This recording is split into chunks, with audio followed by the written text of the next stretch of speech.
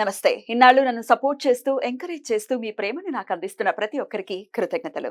అలాగే ఈ వీడియో కూడా ఖచ్చితంగా మీకు ఉపయోగపడుతుంది. లైక్, షేర్ అండ్ సబ్స్క్రైబ్ చేసి మీ సపోర్ట్‌ని నాకు అందించండి. అలాగే ఈ వీడియో పట్ల మీకున్న అభిప్రాయాన్ని కామెంట్ సెక్షన్‌లో కామెంట్ చేసి తెలియజేయండి. ఇప్పుడు వీడియోని చూద్దాం. నమస్తే, వెల్కమ్ టు అవర్ ఛానల్. నేను పద్మిని. ప్రస్తుతం మనతో పాటు astrologer, tarot card reader and crystal healer Anupama గారు ఉన్నారు. మాట్లాడదాం. అనుపమ గారు నమస్తే అండి. నమస్తే పద్మిని గారు. ఎలా ఉన్నారు అనుపమ గారు? బాగున్నానండి, థ్యాంక్ యూ. ఫైన్. అనుపమ గారు, పంచగ్రహ కూటమి, ఆ కూటంలోనే ఉన్నాం ఇప్పుడు. ఆల్రెడీ పంచగ్రహ కూటంలోనే ఉన్నాము. చాలా మంది చెప్పేది ఏంటి అంటే పంచగ్రహ కూటమి 5th and 6th వస్తోంది అని అంటున్నారు, విచ్ ఇస్ నాట్ కరెక్ట్. షష్టగ్రహ కూటమి అప్పుడు జరగబోతోంది. బట్ ఇప్పుడు ప్రెసెంట్ మాత్రం ఎప్పటి వరకు ఉందండి పంచగ్రహ కూటమి? 5th మనకి పంచగ్రహ కూటమి 15th వరకు ఉంటదండి. సో జూన్ 15th వరకు పంచగ్రహ కూటమిలోనే ఉంటాం మనం. రైట్. అసలు ఈ పంచగ్రహ కూటమి ఏ గ్రహాల ద్వారా ఏర్పడుతోంది? అలాగే షష్టగ్రహం అంటే 6 గ్రహాలు, మరి ఆ షష్టగ్రహ కూటమి ఎప్పుడు ఏర్పడుతోంది? ఏంటి దీనివల్ల? అంటే గ్లోబల్ గా ఏమైనా ఇంపాక్ట్స్ ఉంటాయా? పర్సనల్ ఇండివిజువల్ గా మన లైఫ్స్ లో కూడా ఏమైనా ఇంపాక్ట్ ఉంటుందా? What is your analysis Anupama గారు? షష్టగ్రహ కూటమి అయితే మనకి రేపు ఆల్రెడీ జూన్ 1st కి యురేనస్, మనం చాలా మంది నెగ్లెక్ట్ చేస్తారండి. వేదిక్ ఆస్ట్రాలజర్స్ యురేనస్ ని కన్సిడర్ చేయరు, వెస్టర్న్ లో కన్సిడర్ చేస్తారు.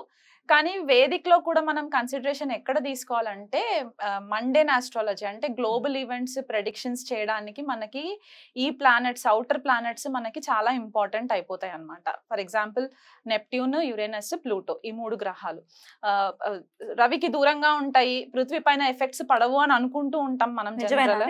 లేదండి, పడతాయి. డెఫినెట్లీ పడతాయి. అంటే ఇవి జనరేషనల్ గా చేసే చేంజెస్ అన్నమాట. ఒక కంప్లీట్ ఒక జనరేషన్ ని మార్పు తీసుకొచ్చే ప్లానెట్స్ అన్నమాట ఇవి. సో ఇంపాక్ట్ కొద్దిగా తక్కువ కనబడుతుంది డే టు డే రొటీన్ లో, కానీ ఎక్కువ కాలం ఉంటుంది కాబట్టి ఒక రాశిలో.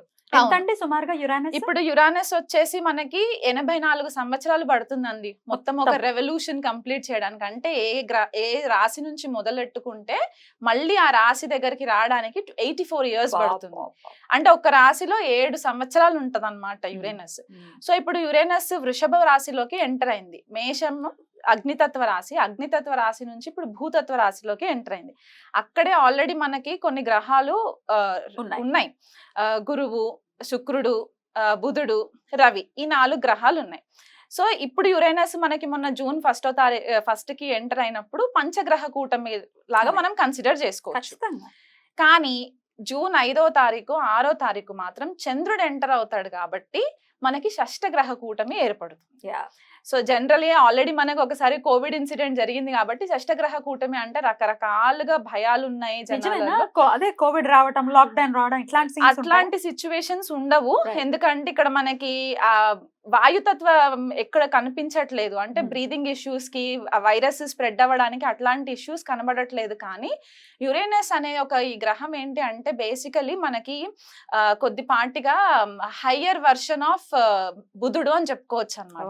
ఓకే, మనకి ఏరోస్పేస్ ఇండస్ట్రీస్ అవ్వచ్చు, sudden shocks, sudden earthquakes రావడానికి, భూకంపాలు రావడానికి, ఏదైనా సడన్ గా జరిగిపోవడానికి అన్నమాట. ఎందుకంటే రూలింగ్ వచ్చేసి కుంభరాశిని రూల్ చేస్తారు యురేనస్.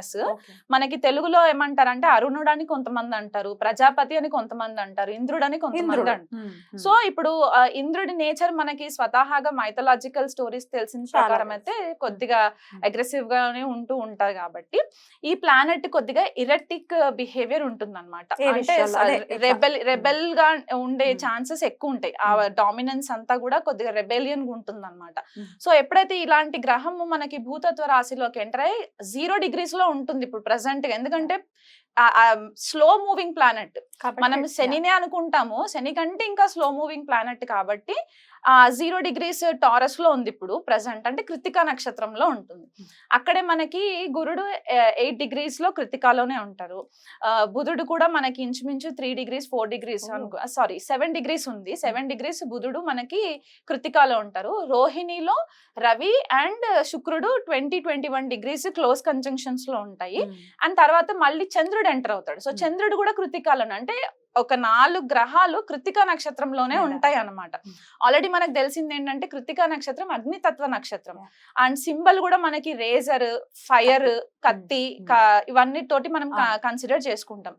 సో ఒక ఎరేటిక్ బిహేవియర్ ఉన్న గ్రహము కృత్తికాలోకి ఎంటర్ అయినప్పుడు గురుడు ఆల్రెడీ మనకి వాయుతత్వ గ్రహంగా మనం చెప్పుకుంటాం, ఆకాశ తత్వంగా చెప్పుకుంటాం కాబట్టి ఈ ప్లానెట్స్ అన్ని కూడా ఒక క్లస్టర్ ఆఫ్ ఎనర్జీస్ వచ్చేసరికి ఎక్స్ప్లోజన్స్ అయ్యే ఛాన్సెస్ ఎక్కువ ఉంటాయండి మనకి. అందులో యురేనస్ ఏంటంటే 84 years అని చెప్పాను కదా, క్రితం జరిగిన ట్రాన్సిట్ ఎప్పుడు అని అంటే 1940వ సంవత్సరంలో జరిగింది ట్రాన్సిట్. అప్పుడు టారస్ లో ఉన్నారు, అప్పుడు వృషభంలో ఉన్నారనమాట యురేనస్. అప్పుడు ఏం జరిగింది? 1940లో మనకి యాక్చువల్ గా సెకండ్ వరల్డ్ వార్ స్టార్ట్ అయిందండి. సెకండ్ వరల్డ్ వార్ స్టార్ట్ అయింది. ప్రేక్షకులు కావాలంటే వెరిఫై చేసుకోవచ్చు మన టైమ్ లైన్స్. సో 1939 అంటే ఆల్మోస్ట్ మేషరాశిలో నుంచి లీవ్ అయ్యి టారస్ లోకి ఎంటర్ అయ్యే టైం కంటే సెప్టెంబర్ 1939లో 1939వ సంవత్సరంలో మనకి సెకండ్ వరల్డ్ వార్ స్టార్ట్ అయ్యి అదొక 7 సంవత్సరాలు కంటిన్యూ అయ్యింది అనమాట. సో 46 వరకు మనకి అది కంటిన్యూయేషన్ లోకి వచ్చి అప్పుడు మనకి సెకండ్ వరల్డ్ వార్ మొత్తము ఒక పీస్ లెవెల్లోకి వచ్చింది. సో ఆ దేశాల పైన యుద్ధాలు జరగడం, రకరకాల ఇష్యూస్ మనం ఫేస్ చేసాము, ఫైర్ ఎక్స్ప్లోషన్స్ ఇట్లాంటివన్నీ చూసాం. సో ఇప్పుడు కూడా ఇంచుమించు వార్ వస్తుందా అంటే నేను 100% వార్ వస్తుంది రావాలని ఏం లేదు, వరల్డ్ వైడ్ గా ఎక్కడైనా వరల్డ్ వైడ్ గా ఎక్కడ. ఇప్పుడు ఓన్లీ మన ఇండియాకే జరగాలని లేదు కదా, గ్లోబల్ గా ఎక్కడైనా జరగచ్చు. ఇప్పుడు యుక్రెయిన్ లో ఆల్రెడీ ఎట్లాంటి వాతావరణం ఉందో మనకు తెలుసు. సో ఇది ఇంకొంచెం ఎన్హాన్స్ చేస్తుందని అనుకోవచ్చా ఈ గ్రహ కూటమి? అవునండి, అవుతుంది. యుఎస్ తోటి కూడా కొద్దిగా ఇష్యూస్ రావడము, యుఎస్ రష్యా యుక్రెయిన్ కి ఇష్యూస్ రావడము, మళ్ళీ ఇప్పుడు మనకి ఇక్కడ అరబ్ కంట్రీస్ లో కూడా మనకి కొద్దిపాటిగా ఇష్యూస్ రావడము, ఇండియా వైపు కూడా మనకి ఇప్పుడు ఇండియా ప్రకారం తీసుకుంటే మన భారతదేశ ఇండిపెండెన్స్ వచ్చిన చార్ట్ ప్రకారం చూసుకుంటే గనక మనది వృషభ లగ్నం అవుతుంది. సో లగ్నంలోనే మనకి షష్టగ్రహ కూటమి అనేది ఏర్పడుతుంది. ఈ రిజల్ట్ మనకి ఆ రోజే కనిపిస్తుందా అంటే ఆ రోజు కనిపించక్కర్లేదు. ఇది ఒక ప్రాసెస్, స్లో మూవింగ్ ప్రాసెస్ కాబట్టి it will take some time అన్నమాట. ఆ మొత్తం ఎనర్జీస్ అంతా కల్మినేట్ అయ్యి మనకు ఒక ఎండ్ రిజల్ట్ రావడానికి. కాకపోతే ఇక్కడ మనకి ఇంటర్నేషనల్ లెవెల్లో కూడా మనకి కొద్దిపాటిగా ఇప్పటి వరకు ఏదైతే మనకి ఆ ఫ్రీనెస్ ఉండిందో in terms of international leaders తోటి మనకి కమ్యూనికేషన్స్ అవ్వచ్చు, లేకపోతే మనకి వాళ్ళతో ఉన్న ఫ్రెండ్షిప్స్ అవ్వచ్చు, కొద్దిపాటిగా డిస్టర్బ్ అయ్యే ఛాన్సెస్ ఉంటాయండి. మన నేషనల్ లీడర్స్ కి కూడా కొద్దిపాటిగా థ్రెట్ ఉండే ఛాన్సెస్ కూడా ఉన్నాయి రాజకీయ నాయకులకి. అండ్ మనకి ఇంకొకటి ఏంటి అంటే ఇప్పుడు ఇండియా చార్ట్ అని చెప్పేసి అనుకున్నాం కాబట్టి మనకి నార్త్ లో ఎక్కువ ఇది చూసుకుంటే భూకంపాలు వచ్చే ఛాన్సెస్ మనకి నార్త్ లో ఎక్కువ కనబడుతూ ఉంటాయి.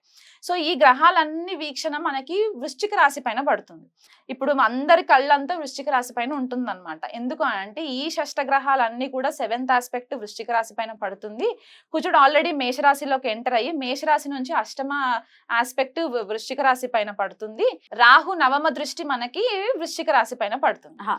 అండ్ ఇక్కడ కుజుడు ఆల్రెడీ శని వీక్షణలోనే ఉన్నారు. సో మొత్తం 9 గ్రహాలు వృశ్చిక రాశి పైన పడుతుంది చూపు. అండ్ షష్టగ్రహ కూటమి మాత్రం వృషభ రాశిలో జరుగుతుంది. సో మన లైఫ్ లో ఎట్లాంటి ఈవెంట్స్ అంటే మనకి వృషభ రాశికి సంబంధించిన కారకత్వాలు, వృశ్చిక రాశికి సంబంధించిన కారకత్వాలు ఎఫెక్ట్ అయ్యే ఛాన్సెస్ ఉంటాయి. సో మనకి నార్త్ ఇండియాలో భూకంపాలు వచ్చే సంఘటనలు, సౌత్ ఇండియాకి వచ్చేసరికి ఎస్పెషల్లీ తెలుగు రాష్ట్రాలు, తమిళనాడు, కర్ణాటక, కేరళ ఇటువైపు ఫ్లడ్స్ వచ్చే ఛాన్సెస్ ఎక్కువ ఉంటాయి. వర్షాలు, సునామీస్, సైక్లోన్ ఎఫెక్ట్స్, దానివల్ల కొద్దిగా జన నష్టము. అండ్ మనకి ఇంకొకటి ఏంటంటే మనకి టారస్ వృషభ రాశి మనకి అగ్రికల్చర్ కి కూడా సంబంధించింది. అంటే పంటలు, పాడి పంటలు ఇవన్నిటికీ కూడా మనకి ఫుడ్ రిసోర్సెస్ కాబట్టి అక్కడ పంట నష్టం కొద్దిగా జరగడం, వర్షాల వల్ల, బీభత్సమైన వర్షాల వల్ల కొద్దిగా పంట నష్టం జరగడము. అండ్ టారస్ మనకి ఫైనాన్షియల్ రిజర్వ్స్ కూడా కదా. సో ఫైనాన్షియల్ గా కూడా మనకి కొద్దిపాటిగా డిస్టర్బెన్సెస్ రావడము, సడన్ చేంజెస్ రావడము, గ్లోబల్ అంటే మనకి ఇంటర్నేషనల్ లెవెల్ అండ్ మనకి నేషనల్ లెవెల్లో కూడా ఫైనాన్షియల్ రీస్ట్రక్చరింగ్ జరిగే ఛాన్సెస్ ఈ షష్టగ్రహ కూటమి ఎఫెక్ట్స్ వల్ల జరిగే ఛాన్సెస్ ఉన్నాయి. అండ్ అది కాకుండా స్పెసిఫిక్ గా ఇది ఎవరికి ఎక్కువ వర్తిస్తుంది అంటే ఇండివిజువల్ హారోస్కోప్స్ లో కూడా సడన్ గా ఫైనాన్షియల్ రిసెంట్మెంట్ రావడము. అండ్ ఇంకొకటి ఏంటి అంటే స్టాక్స్ లో ఇన్వెస్ట్మెంట్స్ చేస్తూ ఉంటారు కొంతమంది.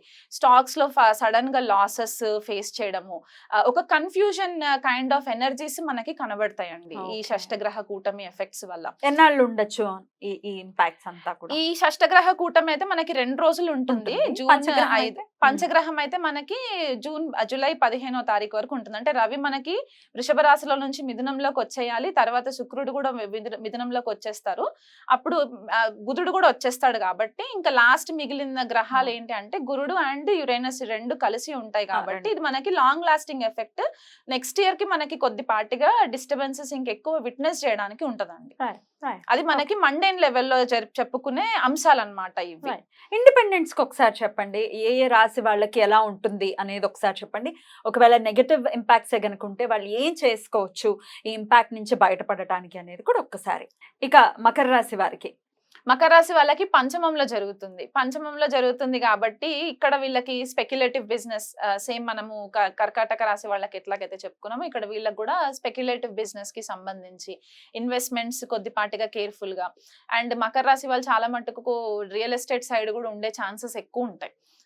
సో అక్కడ వాళ్ళు రియల్ ఎస్టేట్ లో ఏమైనా ఇన్వెస్ట్మెంట్స్ చేసి ఉంటే గనక అమ్మకాలు ఏమైనా చేయాలి అనుకున్నా కూడా కొద్దిపాటిగా డెసిషన్స్ వెయిట్ చేసి తీసుకోవడం మంచిది. నన్ను అడిగితే అసలు ఈ అన్ని రాసుల వాళ్ళు కూడా ఒక 1 month ఏ యాక్టివిటీస్ అయినా కొద్దిగా పాజ్ చేసి పెట్టుకోవడం బెటర్ అండి. అందరు స్టాగ్నెంట్ అంటే అయిపోతే బెటర్. అంటే అన్నెసెసరీ ఇష్యూస్ లోకి పేపర్ డాక్యుమెంటేషన్ ఇవన్నీ కొద్దిగా ఉంటాయి కాబట్టి కేర్ఫుల్ గా ఉండాలి.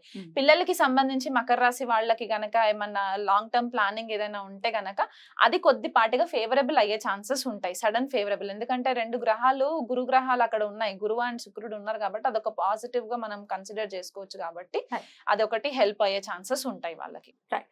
సో ఓవరాల్ గా అన్ని రాసుల వాళ్ళకి కూడా చెప్పారు కాబట్టి ఏదైనా రెమెడీ ఉందా?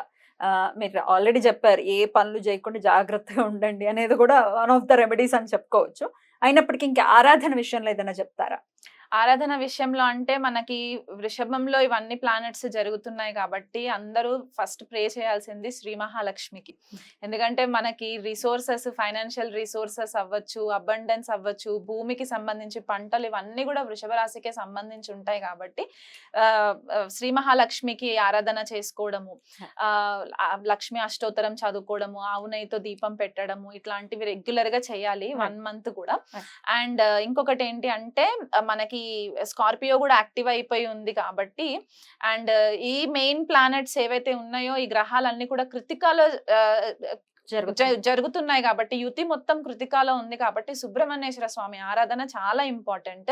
స్కంద కవచము డైలీ ఒక్కసారైనా సరే ఉదయం లేవగానే స్నానం అవన్నీ చేసేసుకున్న తర్వాత స్కంద కవచము చదవడానికి రాకపోయినా కనీసం ఇంట్లో ప్లే చేయండి. ఎందుకంటే మనం ఈ ఎనర్జీస్ అన్ని కూడా మనల్ని కొద్దిపాటిగా ర్యాష్ డెసిషన్స్ తీసుకునే ఛాన్సెస్, ర్యాష్ డ్రైవింగ్స్ ఇవి జరిగే ఛాన్సెస్ ఉంటాయి కాబట్టి మనల్ని మనం ప్రొటెక్ట్ చేసుకోవడానికి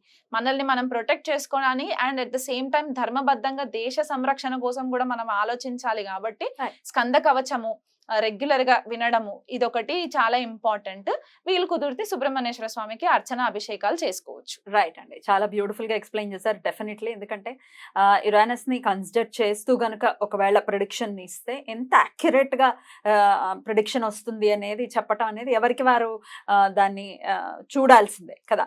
చాలా మంది కన్సిడర్ చెయ్యరు కానీ ఇంత మేజర్ రోల్ ని ప్లే చేస్తారు. యురేనస్ అవ్వచ్చు, నెప్ట్యూన్ అవ్వచ్చు, డెఫినెట్ గా రోల్ ని ప్లే చేస్తారు. మీరు కూడా మీ ప్రిడిక్షన్ లో మీరు చూస్తారా? చూస్తానండి, డెఫినెట్లీ చూస్తాను. అంటే మనకి యురేనస్ ఆస్ట్రాలజీకి చాలా ఇంపార్టెంట్ ప్లానెట్ అన్నమాట, జ్యోతిష్య విద్యకి అండ్ ఏరోస్పేస్ ఇండస్ట్రీకి కూడా చాలా ఇంపార్టెంట్. ఎందుకంటే కుంభరాశిలో రూల్ చేసినా సరే శతభిష నక్షత్రం మనకి యురేనస్ కి కన్సిడర్ చేస్తారు బేసికల్ గా.